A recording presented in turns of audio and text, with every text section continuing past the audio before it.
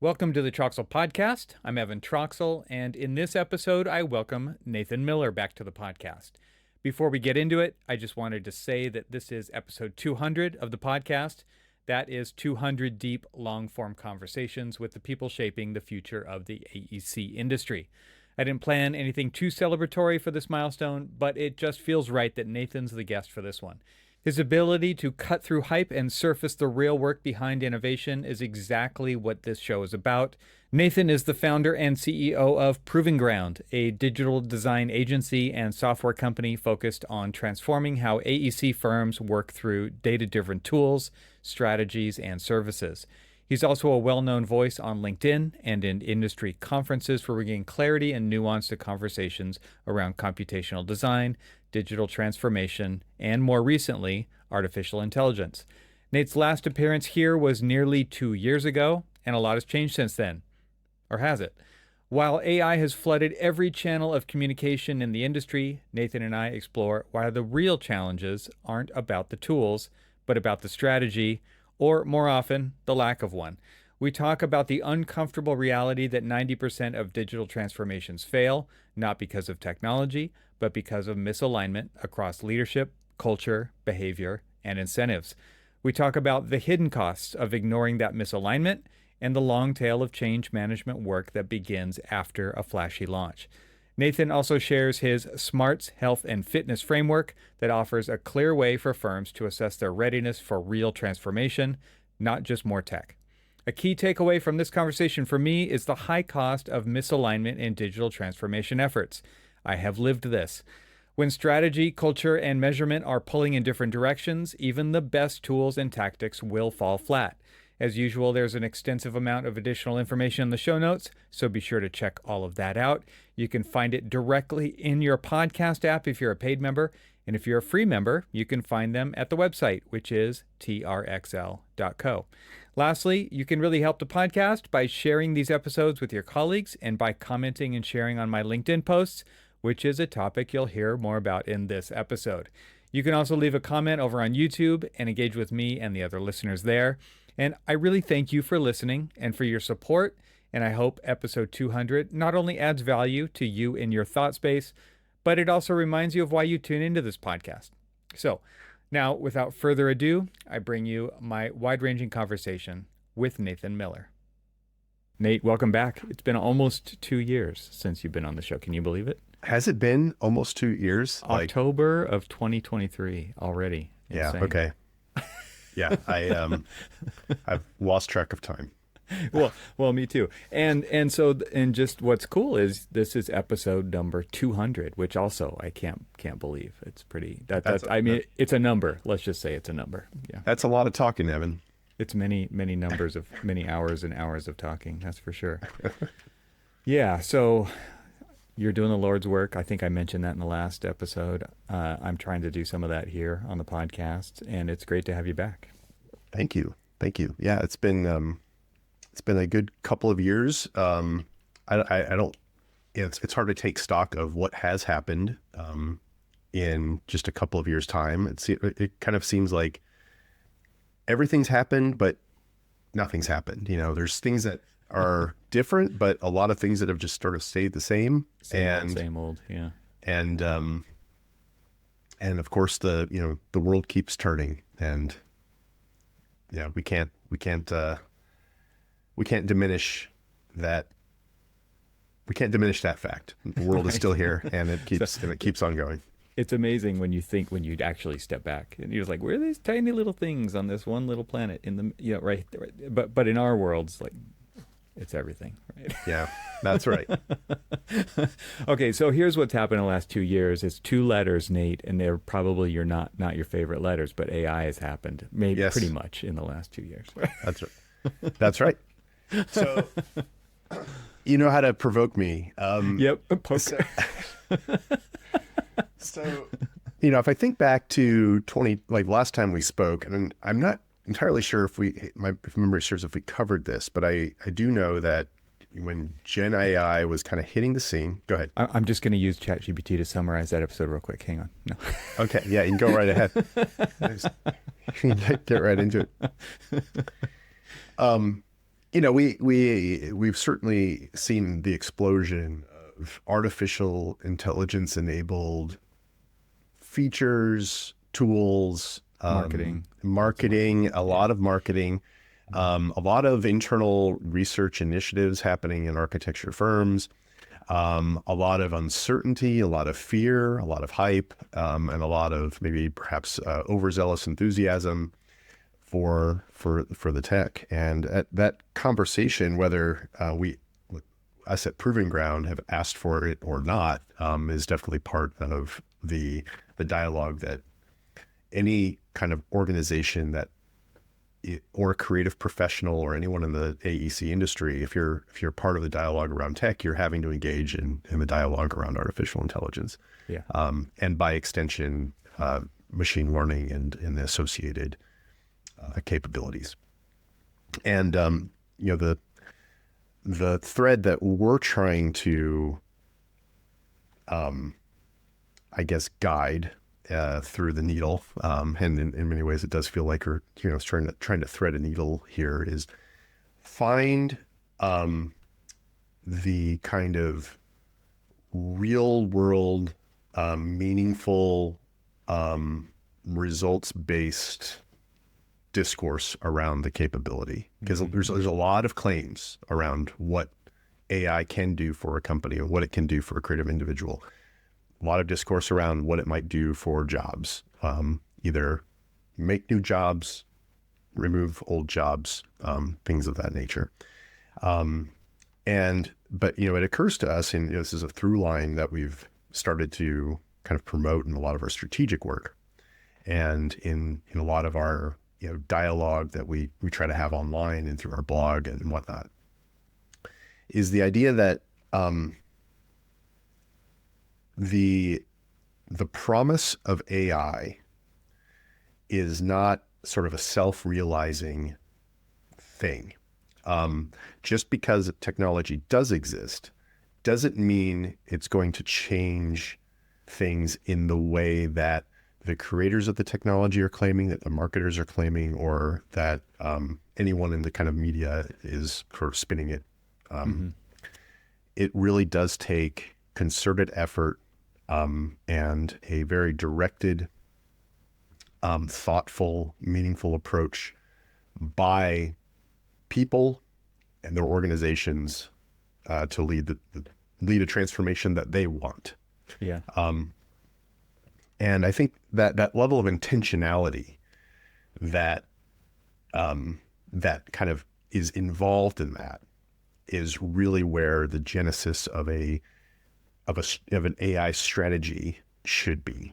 Yeah.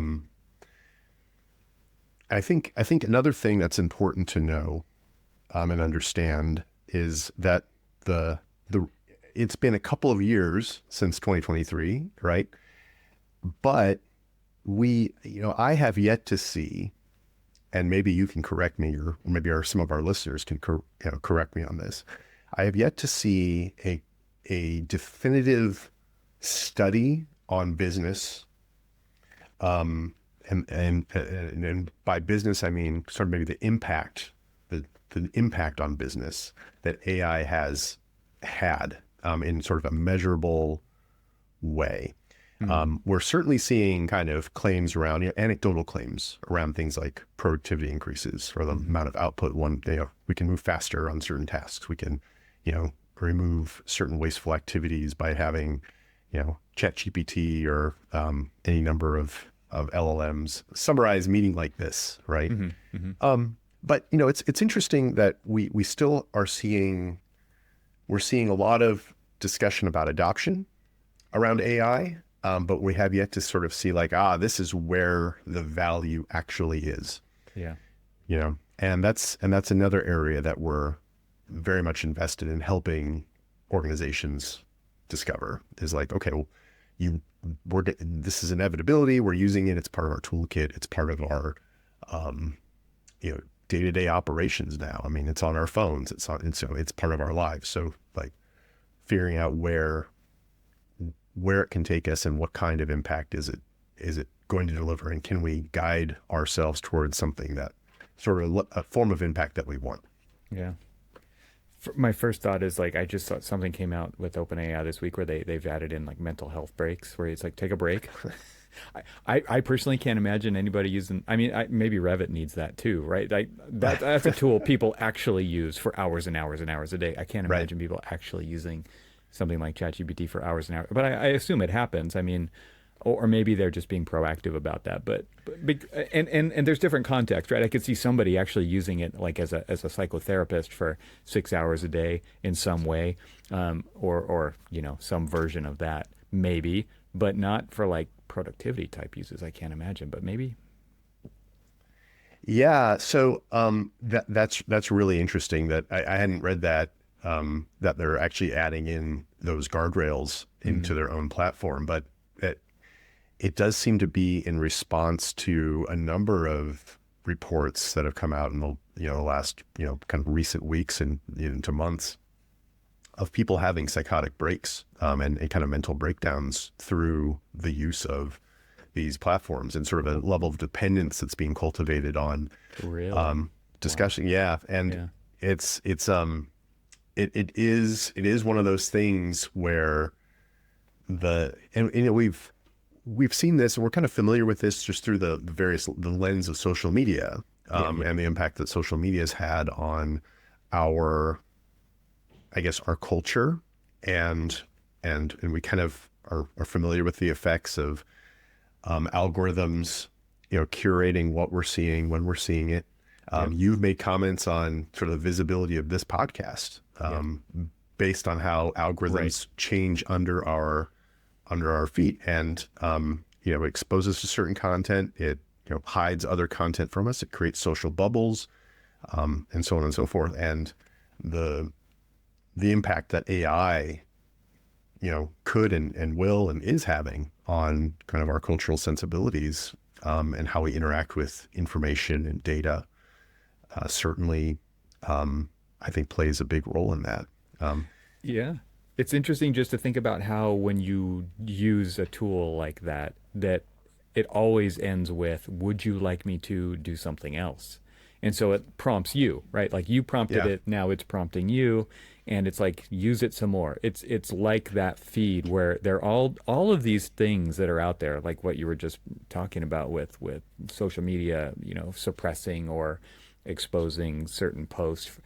Everything that's linking somewhere else doesn't get boosted, right? Because there's a risk for that platform to lose your eyeballs, lose your attention, because if I wanted you to go to my website or my podcast, your podcast app to find my podcast, I'm taking you away from the thing that you're looking at.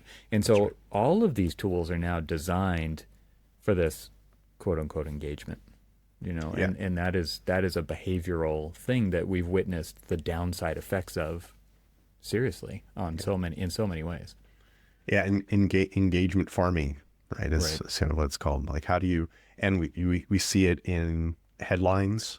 We see it in, if it's just, you need only go to LinkedIn to see how people structure their posts to get engagement on their posts. Like it's really interesting. You go to any post and they'll structure their hook to be the first line, and you have to click to read more in order to get the full thing. And then it's also very clearly a lot of it's AI generated content too. And LinkedIn makes it so that people have to do that if you want to read more than 3 lines and not just what's above the fold, right? And so there's a gamification of it. Like I have to play that game if I want somebody to actually get to the part that I think would matter to them about my post.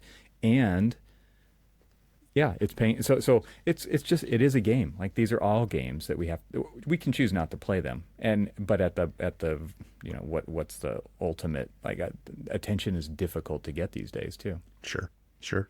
I mean, there is something to be said about being able to take stances on these technologies and the choice to play the game or not. Can in fact, I think, be somewhat of a differentiator for practices. So if we go back and think about a design practice that is, hearing a lot about artificial intelligence, and the plethora of tools that are being provided and made available using AI technology in the back end. And, you have a practice that has established a sort of, ethos about design. You have a sensibility about the kind, like what makes for a good space, and what makes for an experience that people want to have in their home, in their workplace, at a sports venue, so on and so forth. The choice that you have as a professional with regards to all of these tools is selecting ones that will help you amplify the message, the ethical positions, the design culture that you've cultivated, and use that to enhance it. You don't need to grab every tool that's out there, and you don't need to chase tools either. And I think that's kind of where a lot of the attention is right now, or a lot of the discourse is on LinkedIn. It's like, oh, you've got to go for the tool that turns your sketch into a 3D animation. If you're not doing that, you're going to be left behind. I mean, that's not really the case. You would select such a tool if you think it's going to enhance your ability to be a good storyteller and enhance your ability to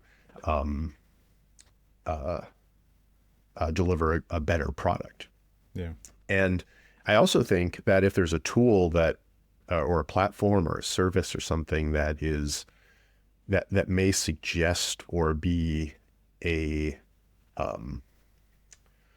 or might promote a design sensibility that you are fundamentally or foundationally against, then you have, I think, every opportunity to, reject that tool, or and talk about it. And we shouldn't be afraid of doing that either. There's a lot of tools out there where I look at it, I'm like, I would, if I rewind the clock and go back to my time as a designer, I would never be interested in it. But there is high, FOMO is a very powerful emotion that some people might, jump at such a tool and go for it, right? I see people who are like the chasing the tools. Those are tool chaser people. Like they're not chasing tools to actually find the value. It's like reactive news stories, right? It's like the journalists need to be first, whatever that means, right? First to be in the feed. And I see that with tool chasers too. It's like, oh, I'm trying out Midjourney this with Runway that and whatever. And it's like, but there's never this settling on a workflow and I know these tools are changing a lot, so maybe this is easier said than done. But there's not like this, oh, here's something that works in this way that drives these kinds of results, and I'm putting my name behind that. Right. Rather than, I've tried out this new tool, here's what it looks like. I've tried out this new tool, here's what it looks like. I've tried out, and it's just like the conveyor belt just keeps moving. And so that doesn't add a lot of value other than just show, maybe it positions somebody as a tool chaser, right? Or somebody who's on the bleeding edge. But what firms actually need are things that work when it's difficult, right? And I think that's kind of what you're pointing at. It's like you need a tool that doesn't blow up because there is literally always a deadline, right? That's how our industry works. Well, the high reliability, I mean, we work in an industry that requires, I think, a level of high reliability behind the technologies that we operate in, because, and I think that's also another kind of danger. I think something that firms grapple with, especially if you are on this early adoption curve with a technology subset like AI. I would venture that many of the services that we see today are not going to be there a year from now, or 2 years from now. Sure. Or they might be. You're going to see acquisitions. You're going to see tool sets radically evolve in different directions, and so you want to figure out which are the what are the platforms that might yield a high level of reliability for you in the future. And can you are you going to be able to depend on them? And that's actually an area that if we think about our own software development, some of the tools that we make, and the some of the product work that we might do, or if we're guiding a client on a custom solution, we will always kind of put an emphasis on like, yeah, we could go down this route, but here are the risk factors if we adopt this API that hooks into this AI, or if we kind of build on top of this library over here.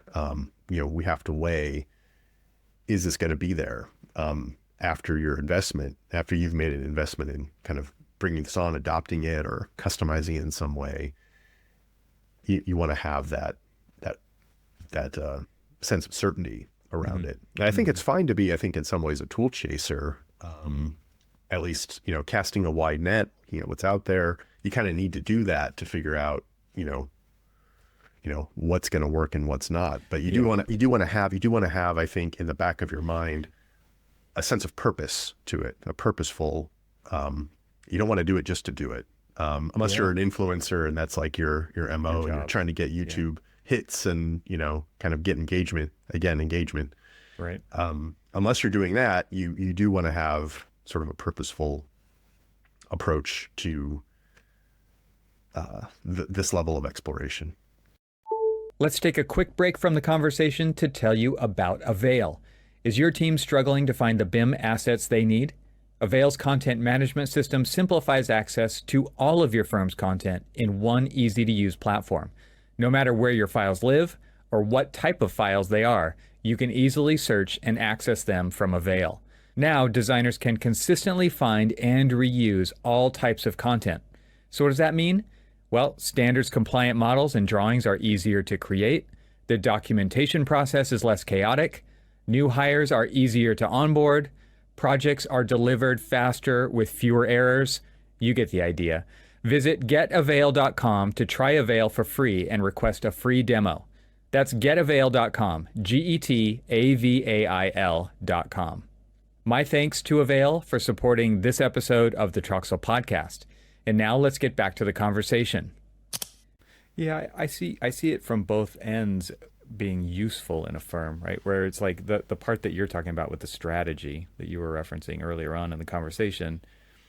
It's like you got to figure out where you want to go and then figure out how you're going to get there. But you got to really know where you want to go. And then on the other end of that spectrum are these tools where like these are unlocking potentially new ways to go somewhere else.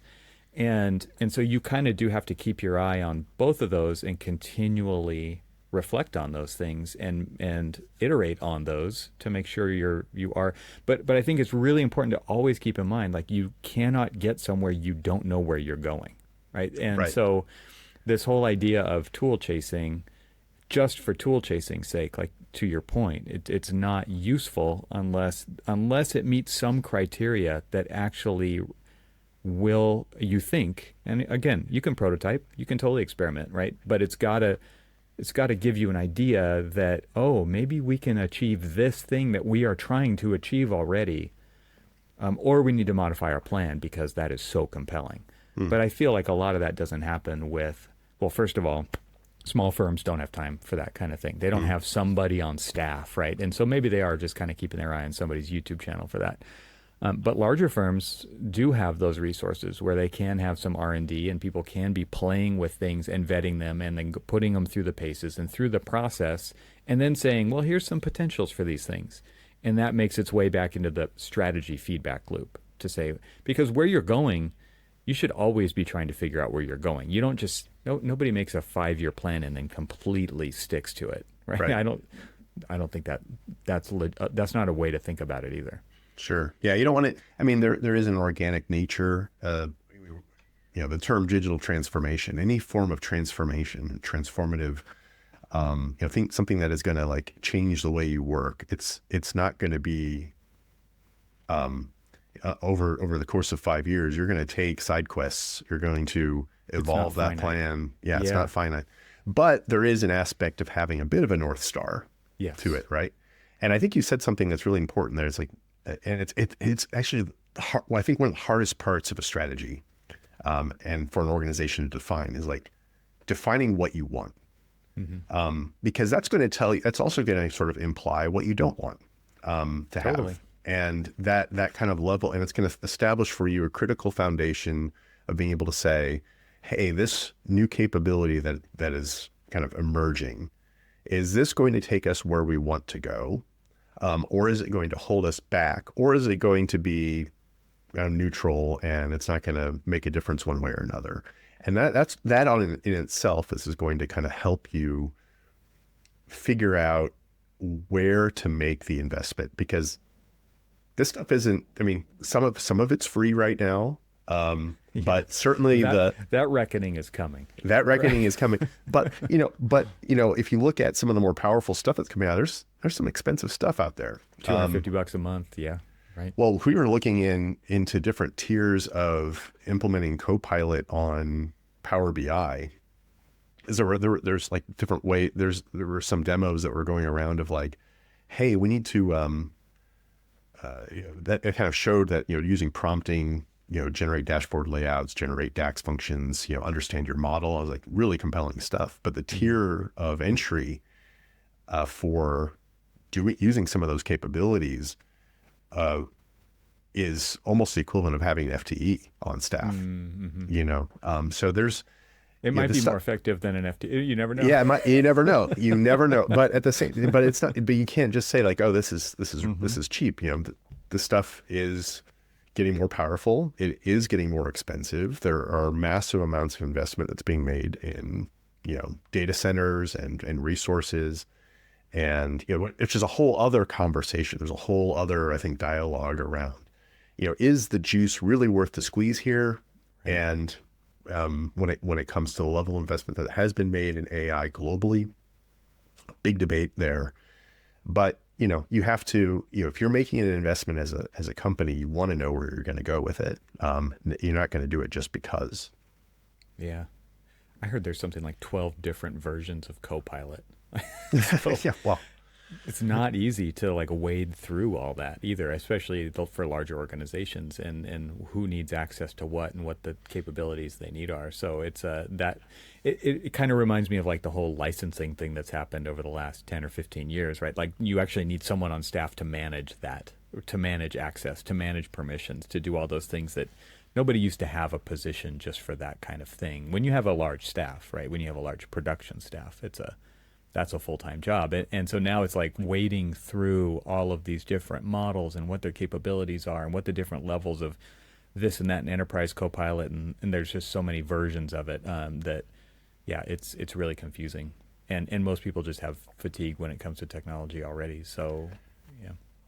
Yeah. I mean, we're a technology company. We're a technology consulting company, and we get tired. And I can only imagine what your average professional that may not be as engaged in the tech conversation might be feeling when they're going to say an AIA national conference or regional or state conference, and it's the impact of AI is just being like kind of pushed in various presentations, or they're getting vendor emails from vendors like Autodesk and others about new tools and processes, and it's coming at you from all different directions. Then you go on LinkedIn and it's just a continuous scroll of different kinds of clickbait around the subject, and it becomes very, very confusing very quickly, I think. And you want to find the North Star. You want to find like, okay, what is it that we want? Where is it, and how can we direct ourselves in a productive way? This like existential threat around AI. So you mentioned digital transformation earlier, right? And digital transformation, like you mentioned, is like this ongoing transformation, doesn't stop. Like it's it's a constant thing.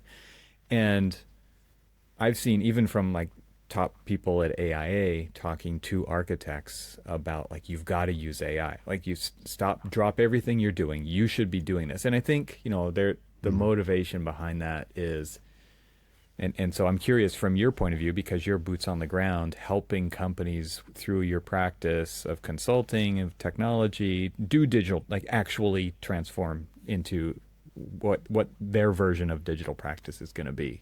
And for every firm, that might be a little bit different. And then there's like this push, like you should be doing this. And I'm just curious what you would tell firms, because you are telling firms we've already kind of outlined it. It's like figure out where you're going and then figure out how to get there. AI might be a piece of that strategy, Right. might be a piece of that puzzle. It might not be. It might be something else.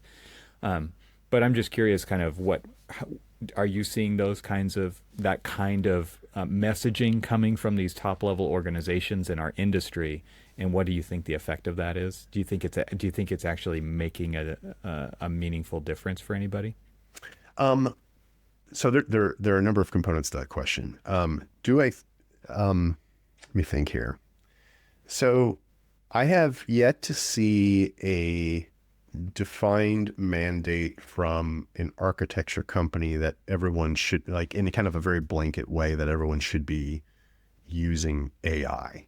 Just Yeah, no, I'm seeing because. this more from like the AIA, not a specific company. Yeah. I think that sensibility is kind of silly. In a lot of ways, it lacks a level of specificity that would allow for artificial intelligence to have an impact. I mean, the fact that, so there's a couple of tenets that I like to kind of refer to when talking about this particular subject. Is AI an inevitable part of our toolkit? Yes, we already see that.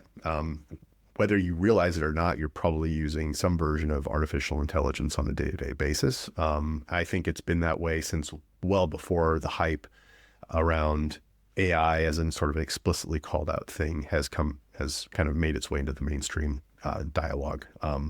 We've been using forms of artificial intelligence passively for a really long time. I mean, if you've ever shopped on Amazon or gone with a Netflix recommendation or any of that stuff, engines, recommendation engines, like predictive tools like that, that's just the way that the world works. And I think when it comes to sort of the day to day, there are very kind of productive sort of everyday tools for that are AI powered that we certainly find benefit in. Doing automated meeting summaries being one. I mean, this is like sort of super mundane kind of use. Like, you don't have to have a note taker in the room anymore. Takes notes, sets the action items up. How many AI bots do you need in a Zoom meeting? Right? That's exactly right. Everyone's got their own. Yeah. So, and I also think there's a problem with such a sort of like, claims that you might be hearing through venues like the AIA. That's like, everyone has to be using AI. Well, that's a very, that AI is such an umbrella term. Like, what do you mean? Like, what do you mean by artificial intelligence? And I think and why? The fear there is that, like, AEC, quote, I'm using famous podcast air quotes, has slow to adopt technology, behind the curve compared to other, and so I think that's kind of where that's coming from. But I'm curious to hear where you're going with this. Yeah, I mean, so there's a couple of things that I think. So there's sort of there's an inevitability to it, and sure, yeah, I'll use AI, but to what end, to what degree, and what AI are you really talking about? I think is another question. I also think there's a need to sort of distinguish and understand that there are different types of AI capability that can and will impact practices differently. It's not going to be kind of this even impact that occurs. Like, yeah, an AI enabled practice is going to look like X, Y, and Z. I don't see that as being a reality. You're going to have artificial intelligence that affects project management in a vastly different way than it will affect a creative process where you're tasked with the act of design, and that also will look very different than the business development sector that needs to synthesize data and figure things out about their target clients, leads, and things of that nature. So there's a highly, I think, nuanced conversation that a firm needs to have about, like, hey, we have a business. A business is can be a very complex and multifaceted organism, And we're talking about introducing a capability that could have impact on all, a portion, or none of it, depending on where you want to go. And so you start to want to break down that problem. It's like, okay, what do we really mean by AI having an impact, and in what, to what degree, and in what part are we really talking about here? Yeah. Super thoughtful. I mean, that's one of the reasons I love talking to you about it, is because, and I've noticed with your post too, it's like, are we sure? Like, have you read the license agreement? You blew up LinkedIn this week. Right. Speaking of that, you mentioned it earlier to me before we hit record, and I was like, oh, I haven't seen that. And then as we were talking, I'm like, oh, I did see that. Okay, sure. But like, those are really like the fine print kind of side of this story too, where it's like you're hearing use AI.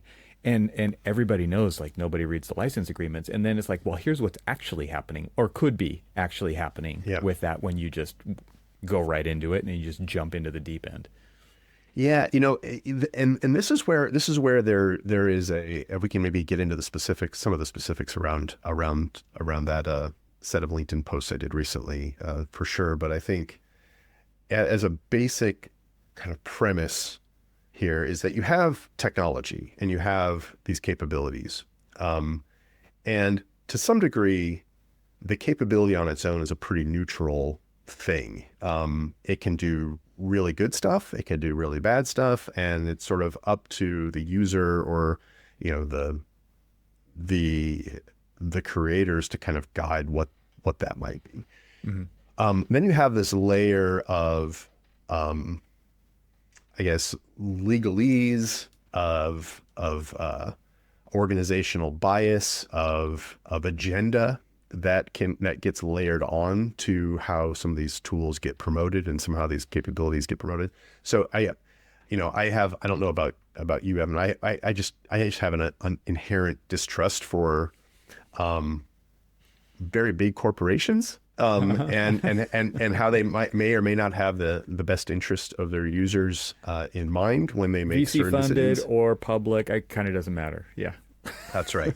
They don't have to be big. They don't actually have to be big. They don't have to be big. There are agendas in play, and those agendas impact how these tools can be adopted and used by users. They can limit a user's ability to do certain things in ways of, in ways that might not be anticipated. And I think we need to take a critical look at that. Back in 2023, and I think that was the year I did the blog article about terms of service for tools like Midjourney and Stability, and a lot of hype around the generative image making, still quite a bit of hype there as well, and those tend to be getting more and more powerful. But it's also like, hey, if you read the fine print, there are questions about intellectual property ownership from the user, and how maybe the underlying training data was sourced, and concerns about ethical sourcing of information. There are concerns about exploitation of labor on who labeled the data set and how it was labeled to get to a very sort of into the powerful state that it is today. And all of these things, I think, are important facets of the dialogue around any technology. And more recently, in looking at terms of service with regards to, say, Autodesk, there are limitations in play on what you can and can't do with a piece of, you can do it, but you're kind of going against what they've defined as a sort of an acceptable use policy. There's a very clear, and I want to make sure I quote this correctly, so let me bring it up. Let's hear it. And I can't say for sure when these terms and conditions entered in to the Autodesk terms of use. So that's just full disclaimer. So they have what's called an acceptable use policy in their software. And anytime you use one of their offerings, as they refer to it, so Revit or platform services, things like that, you are kind of accepting these terms of use. And there is under their acceptable use policy a number of terms that you agree that you will not do certain things. And sure enough, under this acceptable use policy, you are basically saying you will not use any offering or related output in connection with the training of any machine learning or artificial intelligence algorithm, software, or system. Which is very interesting to me as like, on its face. There's Right. You could probably argue about, okay, what is the spirit of the acceptable use policy? How enforceable are some of these things? Terms of use in some ways are like, it's a Swiss Army knife of all different kind of things that they're trying to cover in case for any reason they may need to take action to protect their stuff, for sure. But, if I read this and I'm like thinking, I want to use Autodesk software to train, I want to use a set of Revit models to train a machine learning algorithm to do X, Y, and Z. Well, according to the acceptable use policy on its face, I can't do that, which is kind of crazy, right? If we think about... Yeah. I mean, you authored, obviously you used a authoring tool to create that thing, but you are the author of that. And I think that is interesting, especially when, okay, so let's just, for the sake of argument, assume that you are interpreting that correctly. Yeah. I mean, with the Autodesk AI announcement at Autodesk University, I guess it was 2 AUs ago, it was like our users are opted in automatically, right, to this, and they can opt out. Which, when you're doing a lot of training, I mean, that I think makes sense for business for them to do it that way and to let people know at AU, whoever's there, whoever happened to catch that, and however else they decide to message that to people. I'm sure it's not 100% coverage, right? So I'm sure there's a lot of people opted in who don't know they're opted in, and they're not reading the fine print here to find out that they're opted in, and that they would need to do something to opt out, and then to find out that, well, not only am I opted in, but I'm opted into this, where I can't then use it for my own training purposes in my organization. That's right. Yeah, it does. And assuming kind of like that the interpretation is correct and kind of holds up. It's very concerning, especially since we're living in an area where not only are we looking at an era where architects and creative professionals, people in the construction industry in general, are looking at ways of leveraging this technology in business-specific cases, which requires you to think about, okay, how can we train algorithms, train our own MLs, train our own AIs to leverage our business data? Our business data can be comprised of EWGs. It may be comprised of RVTs, right? So we want to use these. We want to be able to use these capabilities. But there is technically, if we're trying to also be a compliant organization with the technologies that are at our disposal, there are things here that are like, whoa, by doing so, we would not be complying with an acceptable use policy. And then you start playing a game of, well, what is the likelihood that term comes into play and there would be action taken against that? But that's not really the point. In my view, it's like, yeah, maybe not. But you're still kind of playing you're doing a calculus of, RE. And I think the bigger point here is that you have a dialogue that is occurring through terms of use. And what I'm trying to kind of promote with the LinkedIn post is that you're starting to see a trend, and I think similar terms exist within Adobe and Salesforce that start to suggest that there is a protectionist approach for these companies, wherein they're trying to lock down their capabilities and then what they're able to do with their offerings and data to perhaps protect themselves against a potential competitor coming along and doing something powerful with RVTs, Revit files, before they can. And by having that in there, they're able to sort of protect themselves against that. And And, in some ways I think about the idea of if you've heard the term, the walled garden approach, Yeah. Mm-hmm. That's like the early days of the internet where you had like AOL, you had, CompuServe. CompuServe, Mm-hmm. the walled gardens of like proprietary internet that just created, information silos and further, just made integrations and interoperability untenable.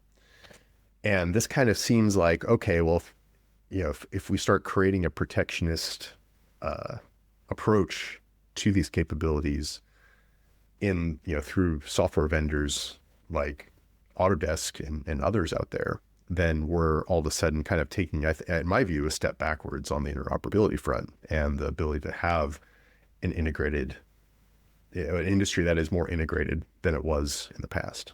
Yeah. Let's take a short break from the conversation to invite you to join the most influential technology leaders in the AEC industry at Confluence. Composed of in-person events and a podcast co-hosted by yours truly, Confluence is designed to foster conversations between AEC firms and technology companies so they can learn, share, and engage with each other to support industry innovation. Software company AVAIL, which creates content management solutions for the AEC industry, started hosting Confluence events in 2019 to understand what firms are needing, wanting, and thinking around technology.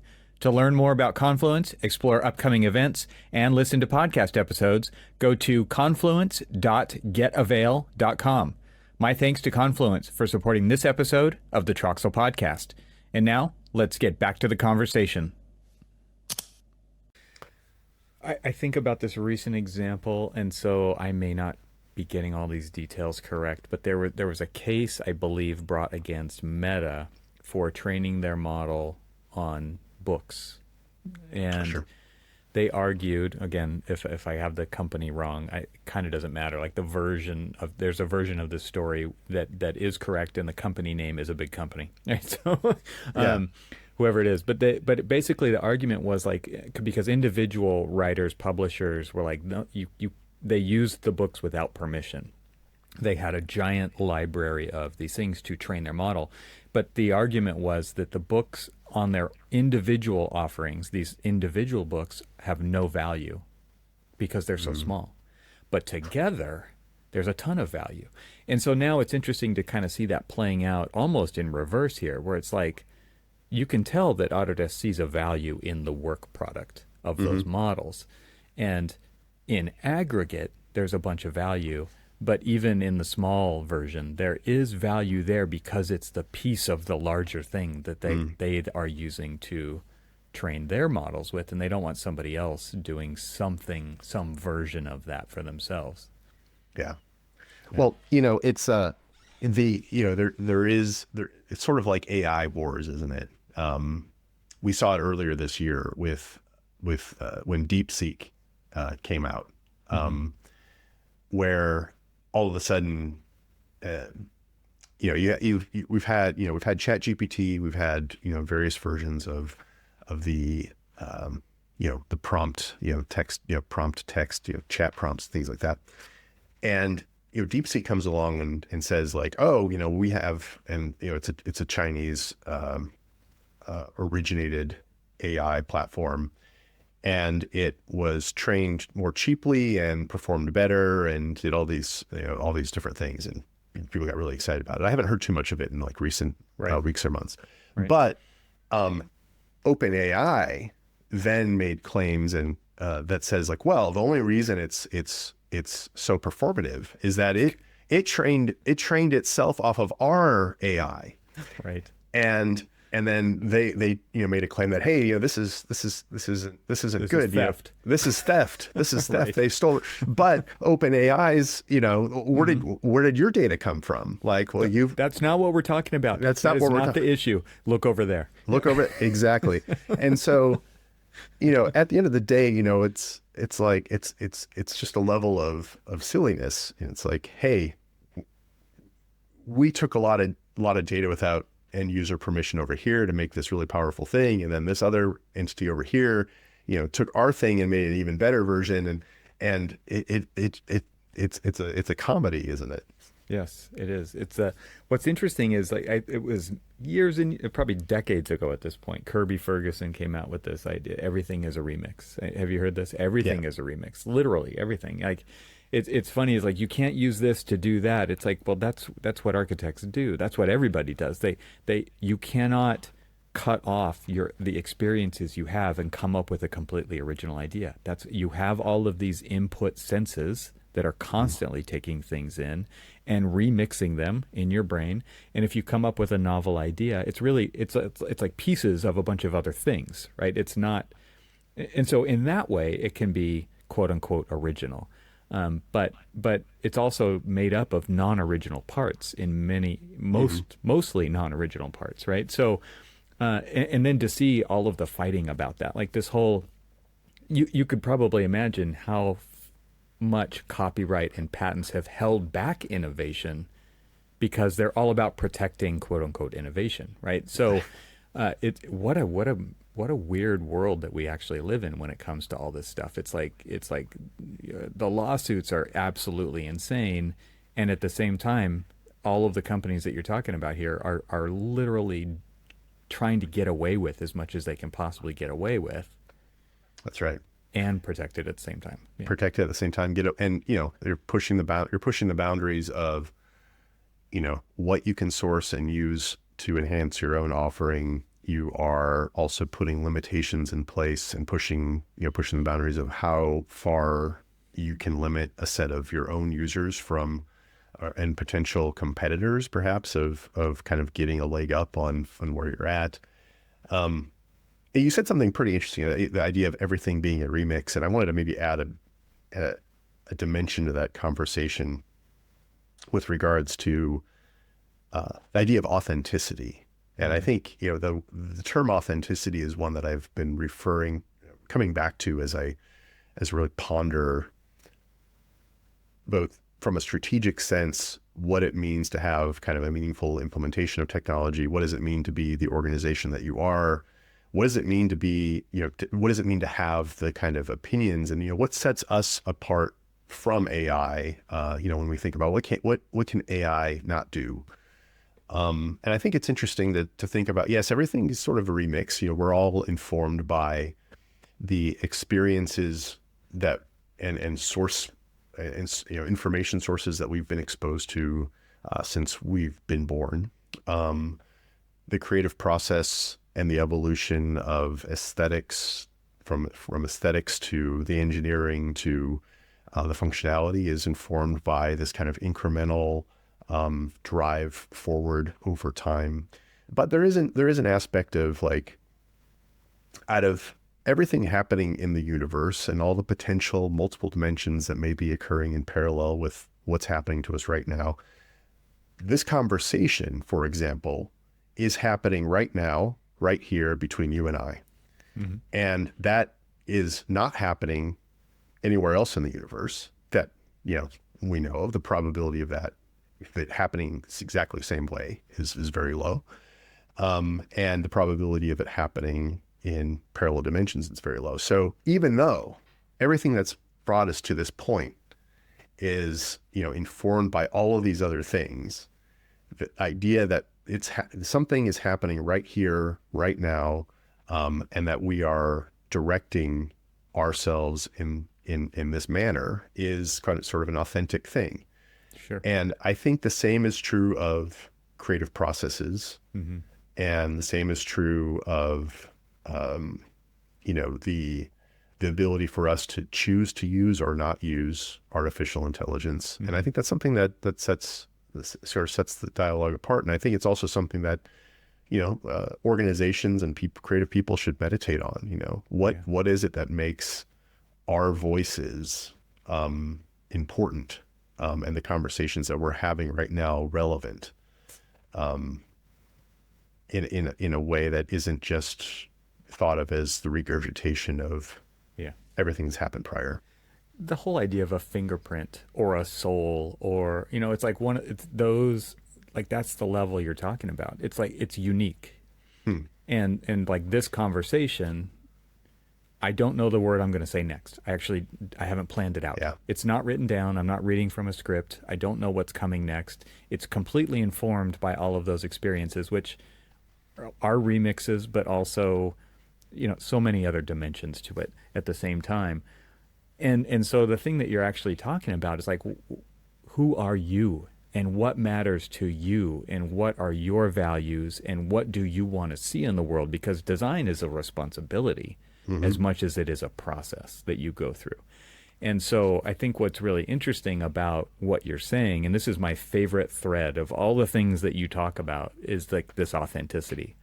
Because it actually forces you, like you said, meditate on it. I think it takes that deep introspection, like what actually are my values and what is going on in my world that's not aligning with those values, and how can I get rid of that, right? So that I can get more pure to my fingerprint, right, of what actually matters. And then how can I put that out into the world in a responsible way? And by doing so, attract clients that align with that, for example, in a service industry, right? I think that is the conversation that really matters, because there's a lot of firms out there who are just trying to be everything to everybody. They're just trying to be competitive with their peer group, whatever it is. They're trying to not be left behind. And that is all reactive. Like that is all very wide angle lens. And I think what we're talking about here is like macro, right? It's like what is, or even, I don't know what the lens is that forces you to look back inside, right? Right. But this is like the exploded axonometric. Like what's going on inside there and why does that matter? Like, and that to me is a super, super important conversation that should be had in all of these organizations. Yeah. I mean, and it's kind of interesting to think about, like, I think there's maybe a bit of surprise, when you say get in a room with an organization, like leaders of an organization about a technology strategy. And because when we think about technology strategy, we think about the nuts and bolts of like, okay, what software do we need to buy? What, and how, how, and what are we going to train? Who are we going to train? What kind of skill, the sort of hard skills, how do we get the smarts in place for our technology strategy? But, when you actually like then confront that group with like, okay, yeah, that's part of it. But if you want to have a meaningful and lasting change occur in your company, there's going to be all of these other factors, and it's going to require you to think about who you are and who you want to be that you're maybe not currently or encouraging them to be really comfortable with who they actually are. Because it's, I think a lot of times people want to be anything else, right? And it's like, well, you're always trying to be something else. You can never be who you actually are. Well, it's the anxiety of, I think this is what AI has done. I think this has actually probably been one of the more healthy aspects of AI anxiety. Is AI makes people anxious. People get anxious about, what is this going to mean for my job? What is it going to mean for my career? Am I going to lose my job in the future? Is her architects obsolete? These are all things that we've heard. And someone that is comfortable and confident in who they are and the value they bring, those questions don't really come into mind. What they do is they see that there is this capability now in front of them, and that capability they can evaluate to see, is this going to enhance my ability to be the best me that I possibly can be, or is it going to take something away that I never want to give up? And I think that's sort of the crux of it, isn't it? It's like, is this the thing, and how I implement it, is it going to be done in a way that supports or enhances or supercharges my ability to be who I am and who I want to be.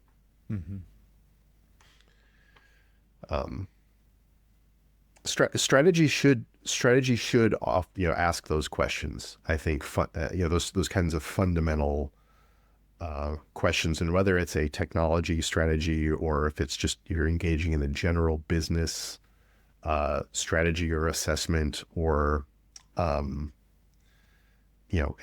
or you're looking at a very kind of small area or one business sector in your business, it kind of I think it needs to ask those things for it to be effective. And I think that has also an effect on how you bring people in your organization on board. Yes. With the strategy and the approach. Mm-hmm. If we look at digital transformations, the statistic is that 90% of them fail. Outright. And it comes down to this inability to change the behavior of the people that are on your team. They might be locked into certain ways of doing things. They might be locked into certain biases. Incentives. The company may not be incentivizing people in the right way, or they might be measuring performance in certain ways. But by, I think, reaching in and finding these reasonings for why a change is important, how it might tap into the essential nature of your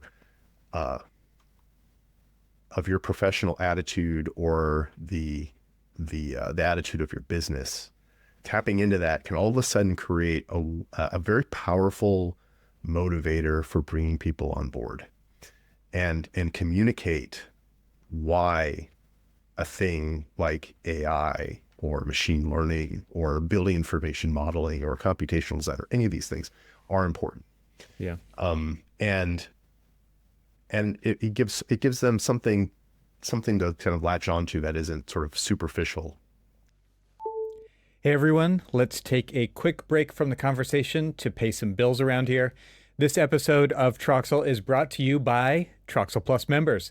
That's right, my incredible paid supporter members are making this episode possible. Their direct support ensures that I can continue exploring the intersection of architecture, technology, and the future of design with the leading voices in our industry directly to you. So let's talk about why you might consider financially supporting the podcast too. By becoming a Troxel Plus supporter, you're not just helping sustain these conversations, you're also gaining exclusive benefits like ad-free episodes of the show and my Leadership Edge email newsletter, where I analyze episodes and deliver the insights and key takeaways right into your inbox. Your small contribution makes a huge impact. And if you've been enjoying Troxel and want to be part of the community that keeps it thriving, please consider joining today. Head on over to trxl.co and click the subscribe button either in the upper right-hand corner or at the bottom of the page, or you can visit the link that I've put into the show notes. Once again, my sincerest thanks to the Troxel Plus members who have made this episode of the podcast possible, even though they aren't even hearing this ad because theirs are ad-free. Now, let's get back to the conversation. You're talking about these new staff members coming on, and I'm curious how you think of this, because to me, that could mean like the next version of a company, potentially, if they're able to retain those people for some meaningful amount of time. But then there's the people who are there, right? Who have maybe those incentives and those set ways of doing things. And those are the hard ones to actually change, right? Because if new people come in where there are new expectations laid down at the very beginning, that's what I'm going to do because that's what I heard, right? But then there's this other ones, like they know 3 versions old, they know 5 versions old, they know, multiple versions old. And it's like, well, that's what I was told. And I don't need to change that because the other layer to this is leadership in a firm, and people who are actually invested in digital transformation are strategizing for future state. Yeah. And often there's a disconnect between them and the people who literally have the deadline this week, and the way that they do things and the way they're comfortable doing things, and they don't have time for training. And it's complicated, right? The machine is very complicated. So when you're talking about this, like bringing new people on and kind of talking about where we're going and why we want to get there, I totally get that. But what about the people who have been there? Yeah. Well, I mean, I think Do you operate different versions of your company all in parallel at the same time? no, I don't think so. That's really hard. I think the premise is the same, and I think in some ways the motivator for change for those individuals and kind of shows a level of seriousness when you start getting into that kind of fundamental reasoning of why we're doing something, and is this something that is affecting the essence of our company. So the people that have been with an organization for a long time probably understand the essence of the business that you're operating in better than, some of the leaders in the company. Because you have leaders enter into companies all the time that have Sure. to grapple with people that have been there for longer than they have. And so I think when it comes to motivating change at that level, you have to display a level of seriousness around the reasoning in terms of why something's happening. Because I think the cynical, there have been studies done, in the similar kind of vein of 90% of digital transformations fail, and it's a failure to change behavior. Well, some of the behavior becomes very difficult to change because they'll look at they've been with the company so long, they can look at it in cycles. Like, oh, we've got a new CEO, and they have this. The thing that they'll say too is like, well, 90% of them failed, so I don't need to pay attention to this one. That's right. I don't need to pay. Well, that's exactly it. They will see that a change is like being proposed or is being dialogued and discussed, but they'll be like, well, if I just wait this out for 2 or 3 years, I don't need to engage with this, or I can engage with it superficially and just kind of write it out. That becomes the kind of the cynical approach. But when it comes to that, there is a demonstration of, this is where change management becomes such a powerful component of any strategy. You have to have a change management approach. And by change management approach, I mean, you don't simply roll out a set of initiatives in an organization and say, well, here they are. We'll see it. We'll be checking in on you in a few years. There is an aspect of this to where you have to constantly engage in the change that's being proposed. So we're fond of saying, like, if you feel like you're talking about something like a change in your company too much, you need to increase the frequency with which you're talking about it tenfold. Totally. So in so many different ways, right? Because people receive things in different ways at different times. They're paying attention better at different times. And yeah, it's all of those things. So there's an over communication side of it. There is also you want to give people on-ramps to how they can participate. And that's another aspect to this, is like, if you have individuals in your company that are disengaged from the change that's in front of them or the change that you want to see, it could be that they don't have the right on-ramp. And so you think about it both in terms of, well, so-and-so over here feels like they're not, might feel that like, oh, well, I'm not an AI expert. How can I participate in this? Well, even though you might not be an expert at something, doesn't mean you don't have something of value to contribute. So you start to create kind of forums, or, it could be ways for them to contribute, like their experience and what they see, and let their voices be heard in the change, and such that, people that might be charged with during certain forms of implementation may be able to say, like, oh, we never thought about the fact that so-and-so sees the most effective way of doing solving X problem for a client. We never saw it that way. Maybe our implementation needs to adjust to satisfy. So you start to almost think about the hardest nut to crack in your office when it comes to, like, maybe a certain personality or an individual that, might be stuck in their ways, may actually have the most to offer in terms of, like, providing insight in terms of for why they've done things the way that they have for so long, and why they've been a successful professional for so long in that respect. And if you kind of nudge a little bit towards them, they might actually then say, well, maybe I need to confront my own biases, because they're actually starting to show movement that's addressing something I'm interested in. So maybe I need to become a little bit more interested in what they're interested in. You start to meet halfway. And then those can become pretty powerful, I think, motivators for, really starting to see a level of participation. And then there's other things you do, like incentives, like, are there forms of training that you implement that give people a chance to try the new capability and see how it's going to impact them? Do you start to say like, hey, if you're giving this new generative tool a try, and you do something productive with it, maybe there's a budget that goes into them being able to attend a venue or, some event that, lets them learn more. And then you're investing in someone's professional development. Right.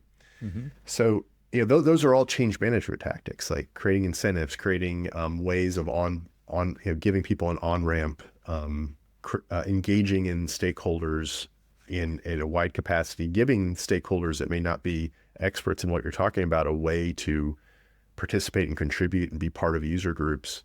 And then just ensuring that your message doesn't disappear into the ether and that you're constantly talking about how important something is and why it's important.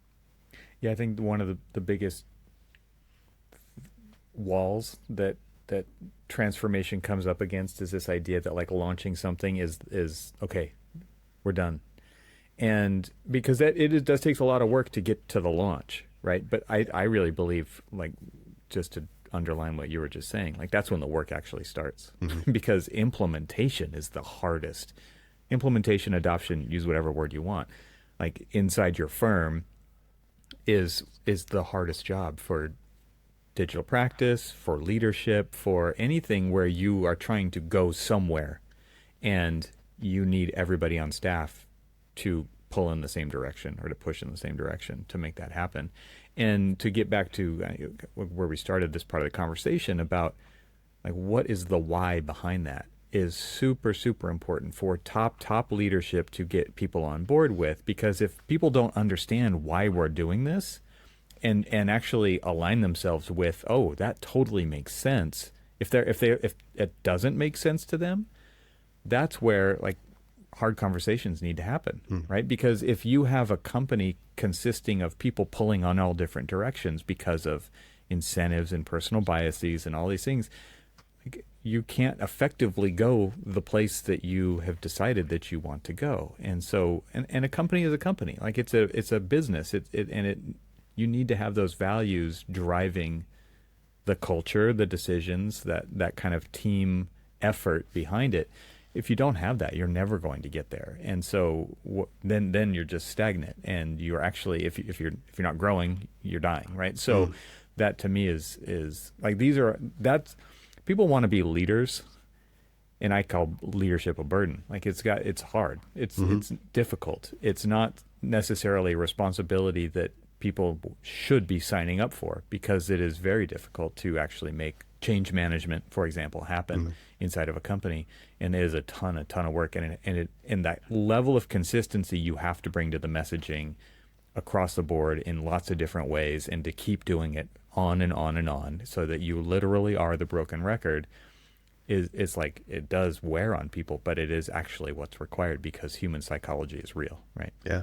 I mean, marketers have learned that, going back to like the AI marketing hype engine that is, I mean, we hear the same thing over and over and over, but it's always framed maybe a little bit differently. And, you wonder why am I getting so many newsletters on the same subject? Well, it's because not everyone's opening up that email at the same time. Not everyone might be interested in that subject right then. So you have to it's why Pepsi and Coke still have to market, it's part of that game. And, I think, that as you were talking about, the idea of why and, motivating people, we can see areas where that might be misaligned, and where, the reasoning why, it's good to maybe illustrate this by example. Like if you're a design company and your your motivator for your business is focused heavily on quality, like design quality. You have a certain sort of set of aesthetic criteria or sensibilities that you're very adamant about, and you are, you know, you form teams up in a certain way because of certain creative sensibilities in different markets. And this capability comes along, and that capability's main advantage is how it enhances efficiency. And you get really excited about, like, oh, efficiency. That's interesting. Like, my people are going to work faster and they're going to be able to do more with less time. But your business is calibrated around this idea of quality. And are you really going to reap the rewards of something that's going to yield higher efficiency if you're not measuring your people based on that at this point in time? Right? So you think about, like, oh, well, efficiency, that means I'm going to be spending less hours on X task. And, you know, the way with which you measure the success of a capability needs to be kind of aligned with the way that you're measuring the performance of your business. And so efficiency people like efficiency, but it may not be how your design culture is supported. Yeah. So you might want to think about, oh, do we need to look at capabilities from you want to look for capabilities that enhance, again, that reason why you're doing what you're doing. Like, if quality is a thing, you want to look at ways that are going to help you improve on your quality of output. If efficiency and these metrics for productivity are important and for your people, and that and people are motivated by that, you're going to look for certain capabilities that are going to help enhance that. Yeah. Going back to, maybe in some ways, to summarize this, I gave a talk on Friday at USC BIMBOB, and I summarized this notion of measurement of kind of culture and the implementation of tech in terms of three pillars or three circles of a Venn diagram that constitute a healthy strategic model, or a strategic model that can yield results. And that is under the framing of smarts, health, and fitness.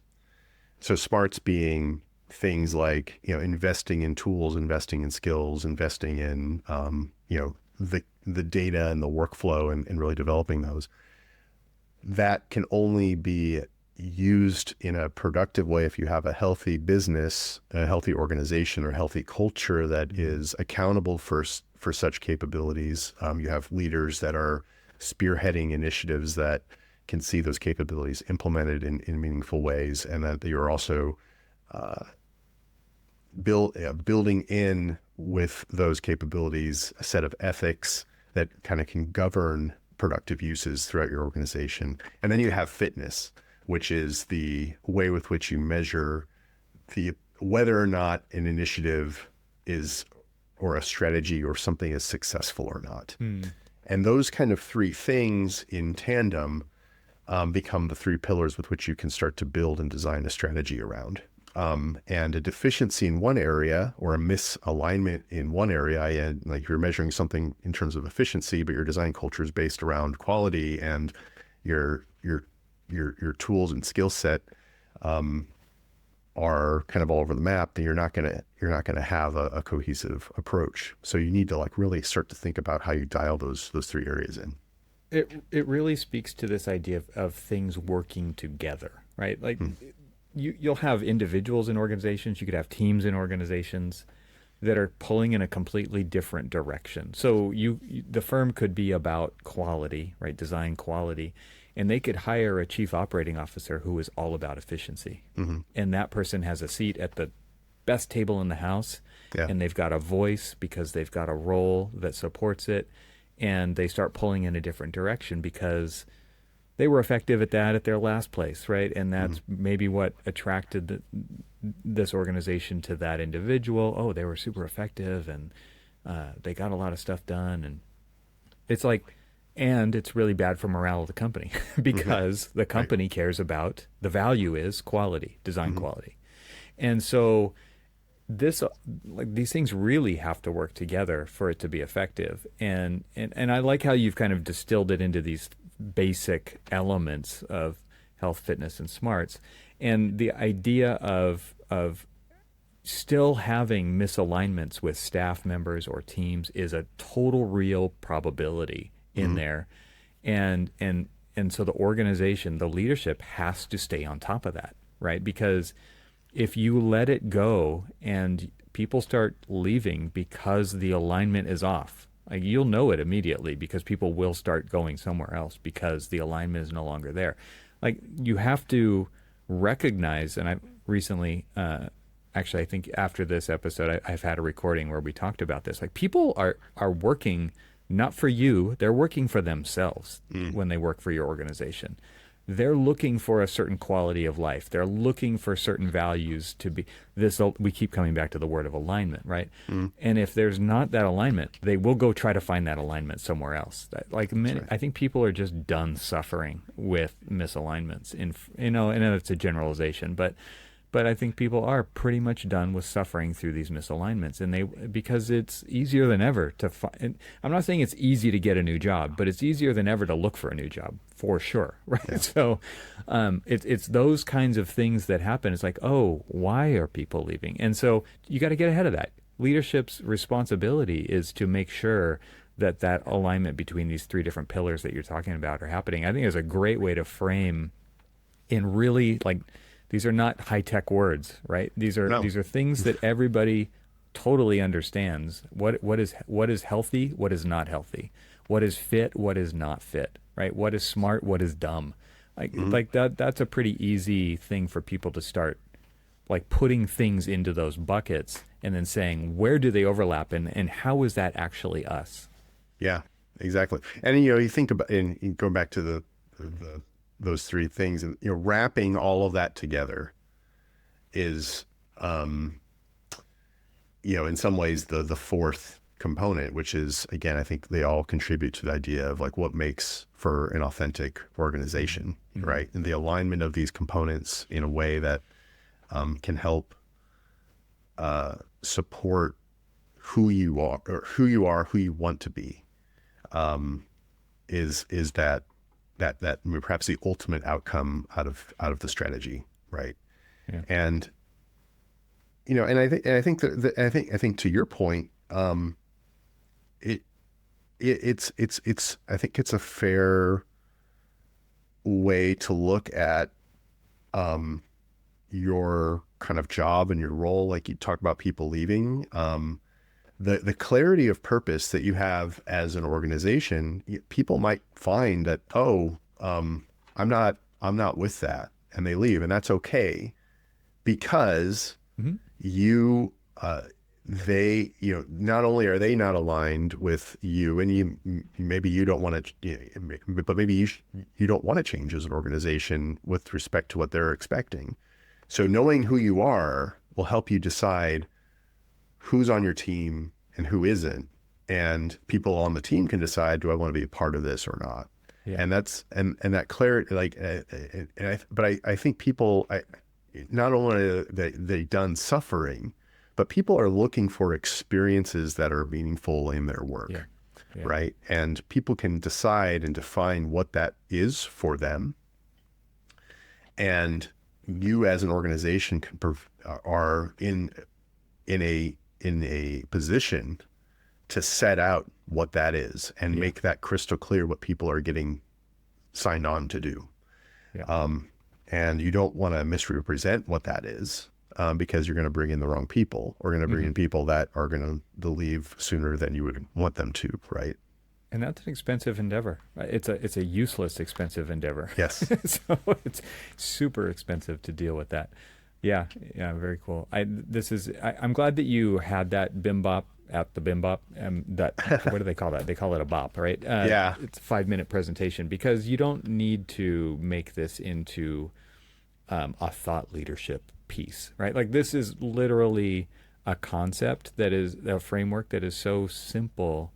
And I love how you've just been able to distill it down to that simplicity, because it's super approachable. Oh, I can do that. That's what I think when I see something like, oh, it's a great way to think about this. Well, thanks. I mean, that's like, and that's something we can't overlook when it comes to what makes for a strategy. Like, a strategy needs to be able to communicate its components to a wide variety of stakeholders, for it to be a strategy. Otherwise, it's very tactical, and it might have a very limited audience. But we're talking about something that's organization wide, and you're talking about a digital transformation, something that's going to affect a wide variety of people. It has to be put into a language that is going to encourage participation and engagement from non-experts as well as experts. Yeah. And so having a simple Venn diagram that communicates like the pillars of your approach becomes critical. Yeah. And what is actually in those pillars, right? Because that overlap in the middle, I think ultimately is your messaging to the market that you're in. And you are really able to then craft a precise message around your offering in the marketplace. And it's very easy for people to choose to work with you then, because it's specific in that way. And you don't have to have a specific offering. We only do this kind of project, and it's like, no, this is how we do it. This is why we do it. And then people choose to hire you to do that thing because you know why you exist. And you know why you're participating in the market. And that's a great place to be, because it makes the marketing team's job easy to talk about yourself, but it also is easy for clients to talk about you and talk about just creating levels of alignment there. It's like you're not 80 different things to 80 different people. No, you're this thing. And then and the internet obviously makes it easy for people to find you, because we all can gravitate towards those values that matter to us, because it's never been easier to find weirdos like us out there, right? Yeah, so, right. I mean, I think it's kind of a beautiful way to think about it, because you don't have to carpet bomb everything, right? It's like, no, you just consistently put out what matters to you, and people will find that, because I would hopefully there's not a lot of, hopefully the algorithm doesn't quiet you, and it'll find you so long as you pay LinkedIn to boost your right. post a little bit, which is, there's probably a whole other podcast we could do on just that subject. Have you ever done that? I've never done that. Never done that. I've never done that. It's just kind of against my values, right? It's like, oh, screw you. Right. Come on. Yeah. I think I have to believe that, to your point of putting yourself out there in an authentic and meaningful way, you're kind of at the mercy of the algorithm to hopefully you hit the right keywords and you hit the right hashtags, and it's gonna boost you and get you in front of eyes that might be but I feel like the people that are out there that you want to work with are probably already actively trying to look for someone like you. And by putting yourself out there in an honest way and talking about the things that you're interested in, and you're really trying to be thoughtful about your ideas, and I totally agree. People are going to find it. The another way to so a lot of people are interested in like gaming the algorithm, trying to figure out like what's the latest change with the algorithm, how can I get my stuff so the algorithm is favorable to me, and just replace that word algorithm with audience. Like do something interesting.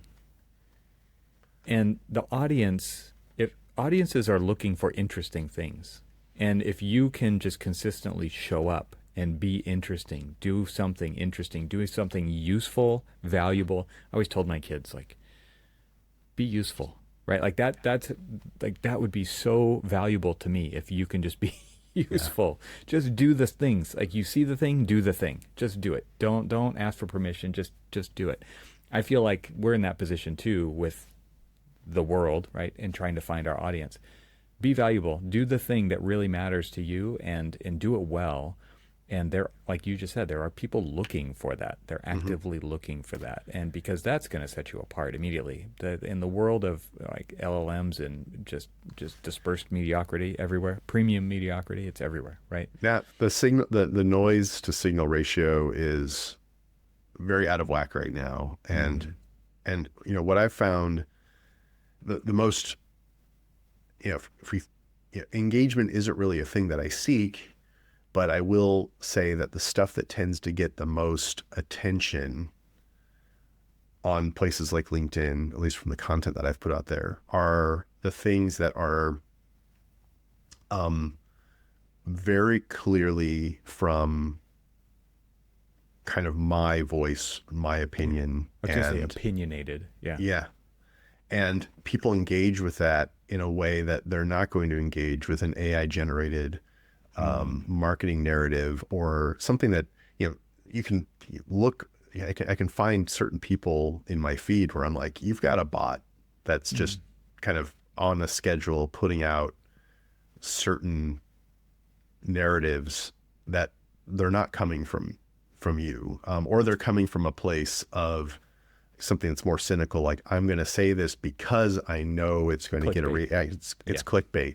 You're right. And if you get your thought out there, your ideas out there, it cuts through the noise like a knife through butter. If you've got something to say, people will notice. It sort of it jostles you when you're doing a quick scroll. And you're like, whoa, wait a minute, what was that? And there might not even be an image attached to it, but you see someone actually having an original thought. And you're like, right. Oh, okay, I want to hear what that person is saying. How rare. That's right. Awesome. Well, I think that's a good place to wrap up this conversation. I guess I'll see you in 2 years. Yeah, and may the algorithm find our podcast together. Yes, please, algorithm gods. Yeah, get this out there. If anybody wants to know who this Nate Miller guy is, I'll have links to him on LinkedIn and Proving Ground website, where there's an amazing blog for people who are interested in digital transformation. You make a lot of tools. We'll have links to some of those in the show notes as well. Is there anything else that you want to help point people toward you? I will just say to everyone out there, be authentic and read the fine print. Nice. All right, man. Till next time. All right. Take care. Thank you. All right. Don't leave. I'm going to hit stop.